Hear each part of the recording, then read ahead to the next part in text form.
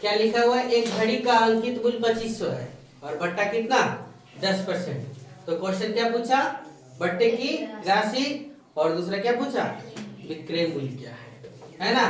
तो देखो जब हम लोग हल करेंगे तो ध्यान से देखो, अंकित मूल्य कितना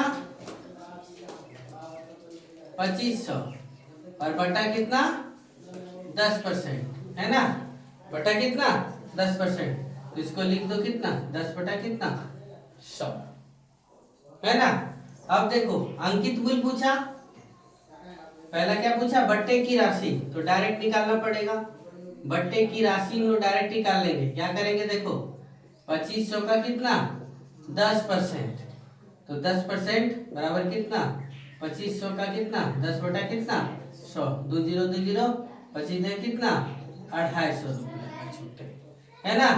अब दूसरा पूछा है क्या, विक्रय मूल्य क्या है, तो विक्रय मूल्य निकालने का बहुत सारा फॉर्मूला हम लोग क्या जानते हैं, अभी यहाँ सिंपल सी भाषा में लिखेंगे, अंकित मूल्य माइनस कितना बट्टा, तो अंकित मूल्य कितना 2500 और बट्टा कितना है 250, तो 2500 में 250 जाएगा तो कितना बचेगा 2250 रुपये, कितना आ गया 2250।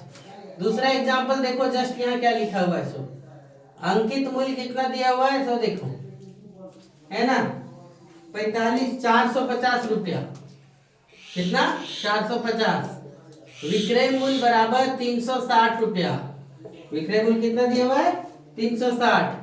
पहला क्वेश्चन पूछा है कि बट्टे की राशि क्या है, बट्टे की राशि बराबर वाट, और दूसरा क्वेश्चन क्या पूछा है, बट्टे का दर क्या है, बट्टे का दर बराबर क्या होगा।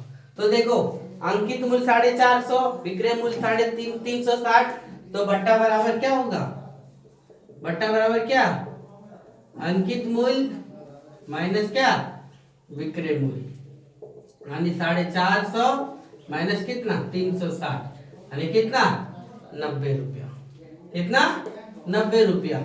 दूसरा पूछा है बट्टा परसेंट बराबर, बट्टे की दर पूछा है, तो बट्टा परसेंट बराबर फॉर्मूला बताए थे, बट्टा बटे कितना अंकित मूल्य गुने कितना 100, बोले ना अभी। तो देखो बट्टा कितना 90 बट्टा 450 गुने कितना 100, 1 जीरो से 1 जीरो है ना।